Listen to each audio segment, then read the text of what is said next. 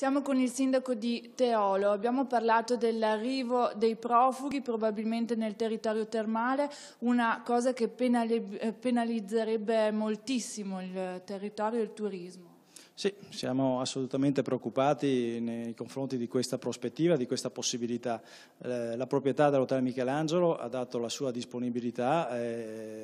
nei confronti di un progetto di questo tipo, ha manifestato l'interesse nei confronti della cooperativa e del prefetto. È chiaro che in un tessuto nel bacino termale eguaneo una soluzione di questo tipo risulta assolutamente devastante e va a minare già quella flebile termalismo e commercio che abbiamo in questo momento. È chiaro che di fronte a una soluzione di questo tipo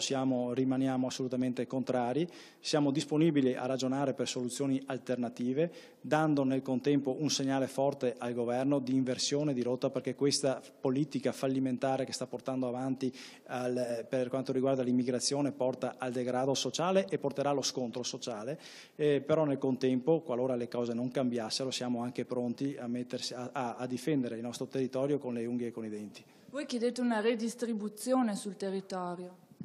Noi chiediamo intanto che cambino le regole, che ci sia una presa di coscienza da parte del governo che così non può andare avanti. È chiaro che di fronte al diktat del prefetto che dice io in ogni caso devo rispettare quelle quote che sono state stabilite, non possiamo fare diversamente. Quindi nella provincia di Padova, quelle 1500 profughi che dobbiamo accogliere, è chiaro che la soluzione più di buon senso è quella di accoglierli il più possibile in maniera diffusa, rendendo meno impattante in un territorio e ogni comune e mettendo nelle condizioni che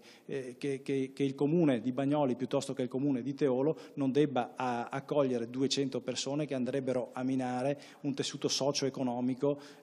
comunale. Quindi è chiaro che ci vuole solidarietà tra sindaci, diversamente il prefetto penso abbia il dovere, se non altro morale, di agire con un decreto prefettizio e di procedere quindi di imperio a distribuire queste quote all'interno dei vari comuni.